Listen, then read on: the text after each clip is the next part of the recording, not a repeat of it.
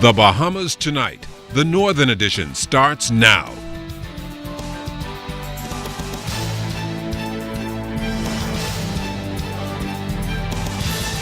The Bahamas Tonight, the Northern Edition. Good evening, all. I'm Shashina Rule. As always, it is so great to have you with us. Topping news, the business community on Grand Bahama hearing from Honorary Chairman of the Grand Bahama Port Authority, Sir Jack Hayward, on the implementation of a value-added tax and how it relates to businesses in Freeport. At the Chamber of Commerce monthly meeting held yesterday, the chairman told members of the business community that this island stands to benefit if it indeed escapes value-added tax. Charisma Robinson reports. While they understood the government's reasons for value-added tax implementation, most businesses in Freeport rejected it, with the view that a 15% tax is too high. In fact, they said before anything could happen on this island, there should be greater consultation on the part of the government. But according to Honorary Chairman of the Grand Bahama Port Authority, it appears as if Freeport businesses won't have to worry about this form of taxation at all. It looks as if the draft white paper does exclude Freeport, which will put us in a tremendously strong position with the rest of the Bahamas. It may be too early to say for certain, but a VAT-free Freeport may mean big business for this island. I want to know why the Port Authority is not out advertising this to every island in the Bahamas, hooking up with Moscow Realty, Jamie Sarles, H.D. Christie, and trying to get every company in Nassau to move to Freeport, or at least have a subsidiary company here, because between all these people here, we can work for them with no VAT. I think it will put us in a tremendous advantage, restaurants and other services having the advantage over the rest of the Bahamas. You're quite right. I think it's a bit early to start advertising, come to Grand Bahama, the Grand Island, the Grander Island, the grandest island. But the chairman says the government must do away with the recently implemented Customs Tax Code under the 2013 Customs Management Act and its other challenges to ensure a bright future for this island. We have made a lot of efforts. Sarah and I have written the Prime Minister several times pointing out how disastrous the present legislation is, uncalled for, unannounced until July the 1st. No consultation, just brought it in. So Jack says the Grand Bahama Port Authority has met with the government on the changes in customs tariffs on behalf of its licensees and has sought clarification on some tax changes, but to no avail. He says while those meetings have been promising, he wants to see in writing that these taxes will be removed. They obviously had never heard of the Hawkesbury Creek Agreement, let alone read it, and they just barged in saying, oh, they produce so much to the government, let's increase it. I believe that Freeport contributes to the government coffers in Nassau about between $150 and $200 million a year. And of course they thought they could increase it and never thought how they would damage the economy. So Jack says if the government rules in favor of the licensees, the Hawkesbury Creek Agreement will emerge stronger and people will realize the significance of it. Charisma Robinson, ZNS Network News. Well, in the wake of a stagnant economy and the departure of more businesses from the International Bazaar comes another appeal for the reopening of the main thoroughfare near the major tourist center. Some believe reopening the road will help to rescue that once popular shopping mecca. John Davis Roll has this story. To open that road back, reopen that road. With a mass exodus of businesses from the International Bazaar, there is a renewed call for the reopening of a main highway in front of the Royal Oasis, which has been closed for the past 10 years. The road closure came in driftwood the former resort owners constructed a man-made beach designed to be a central focus of what was once a thriving tourism mecca. Now, once again, local residents are speaking out. They need to open up the road because it's depleting the bazaar, the businesses are going down, and it's just sitting there. You know, something has to be done. Do you think that is one of the reasons why the bazaar has dwindled to the point that it has? Because there's no through road. Even when the tour buses come through, they go around the bazaar. There's nothing to go through. So it has to be opened. I think they need to reopen the road because, I mean, like, the bazaar is just sitting there, is correct, and nobody is in and out of the bazaar. It affecting the tourism industry because I see now a lot of the stores that was open in the bazaar is now closed, and I think it's closing because the tourist bus comes from the harbor, have to go all the way around the bazaar instead of pass through the bazaar to stop the tourists off and let them explore. But definitely we need opening, because we have, like, you know, it look deserted, and you know, we have our tourists coming over, and you know, we want them to see our beautiful, you know, bazaar. Yeah, we had a stall there where, you know, every summertime in school breaks I used to go up there and attend to the tourists. But since they sell the place in top of the man-made beach, which we have so much beautiful beaches here, you know what I mean? The place went down. Now they have a fish market there, and my mom's stall is being taken away. They destroyed all of the rest of the stalls, so we have no livelihood. Residents say that they're not only calling for the immediate reopening of the portion of road between East and West Sunrise Highway so that traffic could flow once again through the bazaar, but also the return of cultural events and more assistance for aspiring Bahamian entrepreneurs and future investors. Get the hotels and the bazaar ready again. Do something with the hotels and the bazaar, because I need a job too. People just forget about it was a marketplace there. So I mean, we need to everyone need to get together and try to, you know, make this thing happen. Take that bush away and put the glorious road back there, because we had a famous Junkanoo rockers, superstar rockers, used to march down them roads. And the tourists? All the tourists love it because they'll come right back together. Joan Davis Roll, Saturdays Network News. Well, more airlift headed to Grand Bahama as Delta Airlines has added to its line of daily flight services from Hartsfield-Jackson Atlanta International Airport. Our Charisma Robinson tells us what officials are saying about this.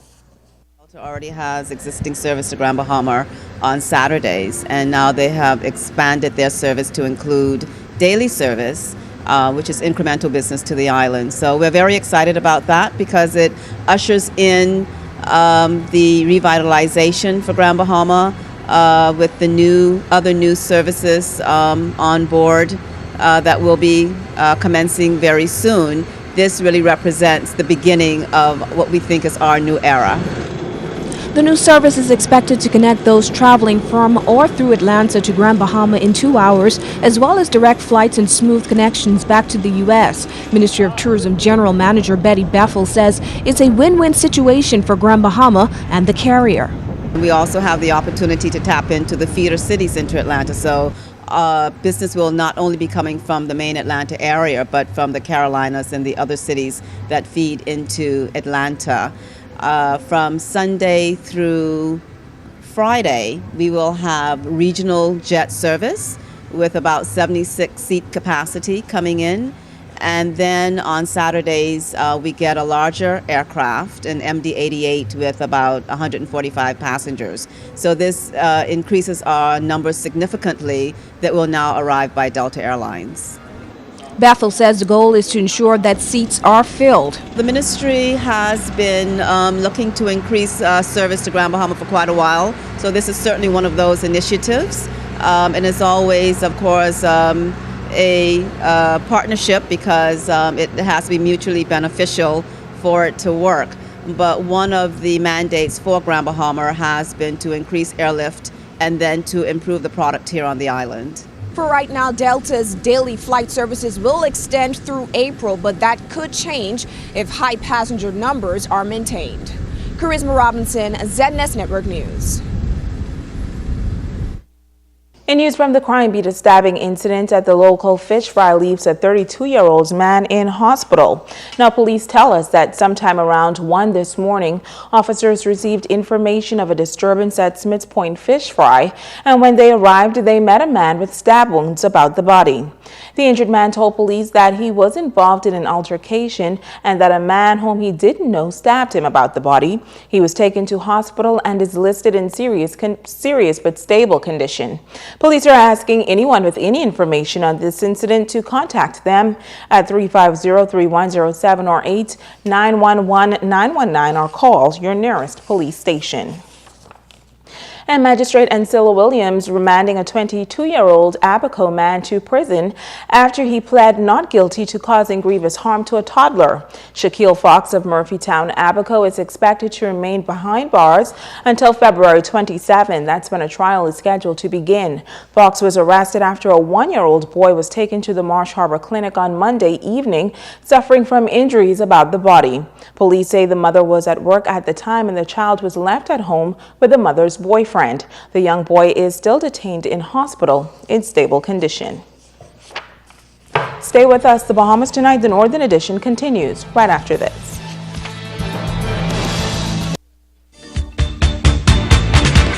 Happy holidays from the Bahamas Tonight, Northern Edition.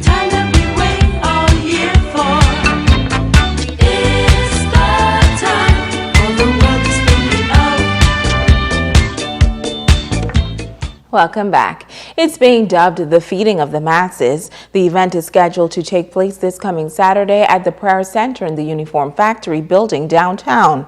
Now, the initiative, sponsored by Lifestyle Living Ministries, the Affluent Feeding Foundation, and the Prayer Center, is a culmination of the weekly feeding program, and organizers say they expect to accommodate close to 1,000 people. Prophetess Dr. Sandy Boleg. We usually would feed in this area even before the prayer center was established. And however, because we've been blessed by the Davils and the setup of the prayer center in the area, we want the masses of persons in the neighborhood and the neighboring neighborhoods to come, because we have a lot of food to give back to the community. That's why we say the feeding of the 5,000, the massive feeding. Well, Dr. Boleg says as we come to the close of 2013 and look forward to a brand new year, they're not only catering to the physical being, but she says they're also focusing on the spiritual man. 2 nights of Thanksgiving services are planned for the prayer center beginning this evening at 7:30. We are actually showing the people in the community that there is hope. And that's why I alluded to that, what I said earlier. There are people out there that care about you and care about meeting your needs. And this is why we have come together as a team in the masses. It's not about denomination. It's not about a political event. It's about coming together to show the people in the community that there are people that genuinely care about your needs. We want to meet you, and it doesn't just stop here, because the center has been established to meet the needs of the people in the community via distribution of hot meals on a weekly basis, as you know the foundation does, distribution of clothing items.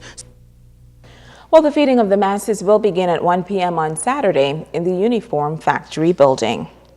Also in news this evening, this Yuletide season, greater emphasis is being placed on giving. A local church is preparing to help meet the needs of the wider community.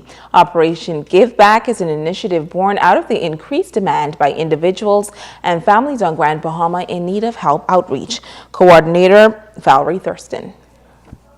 This Saturday, the outreach team is having a giveaway clothes drive. And this clothes drive is to assist those that are in need, the less fortunate. Christmas is a season where we should be in high gear for giving. And God gave His only begotten Son. And that is so powerful. So we at the School of the Prophetic Ministry came together and decided to give whatever, clothes, shoes, dishes, whatever we have, whatever is donated, we're going to give it to the public.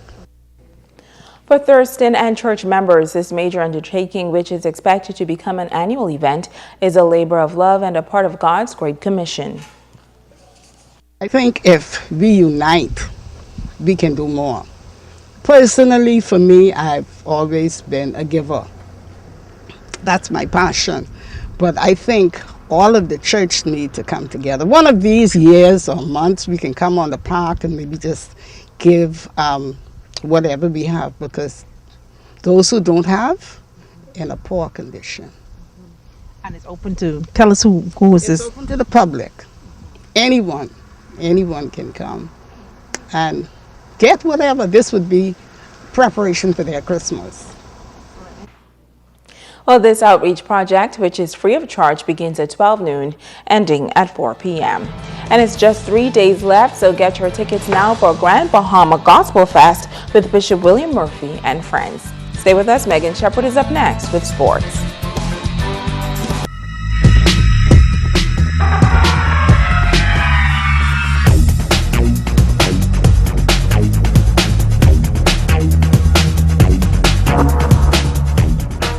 Welcome to Sports. I'm Megan Shepard. The annual Catholic High December Madness basketball tournament in full swing at the Jack Hayward Gym. Competition is heating up with teams from Grand Bahama, Abaco, Andros, and New Providence all seeing action today. It is a test of talent and fundamentals in the game. Public Relations Officer for the tournament, Peter Adderley, says the tournament is shaping up to be quite competitive. Bimini and Abaco have brought some tremendous talent, and they will be in the hunt for the championship. The defending champions, the 8 Mile Rock Blue Jays, have shown us that they intend to keep the title. Tabernacle, who's ranked #1 so far, they've been playing extremely well. And the host team, the Grand Bahama Catholic High School, though small, they've shown lots of courage and heart, and we expect them to be in the hunt as well. Coach Ron Maxey is examining the basketball skills among the teams as well. He says fans can expect a special treat tomorrow night with old scholars taking to the court. This tournament has raised a lot of excitement in our community. The teams are excited. We have a few teams. Bimini, we have Anatol from Nassau, we have Abaco that's in the house. And so the competition has really been, a fight. The real issue is to helping our youths, and so we want to encourage everybody to come out. We want to encourage everybody to come and enjoy this family atmosphere. Friday night is going to be amazing. We're going to bring back the high flyers, the three-point shooters. So, we're expecting this to continue to blossom as time progresses. The Grand Bahama Darts Association completing week 9 of play with the Destroyers putting away the Swillers 10-1. The Tigers got by the Rocketeers 6-5. The Assassins grounded the Rebels 10-1. The Eliminators bagged the Invaders 10-1. The high score honors to June Key, Gerard Lewis, Randy Rose, Bernard Thompson, Anderson Lewis, Glenn Woodside, and Justin Sniskey. The short game honors to Zeke Lewis and Justin Sniskey.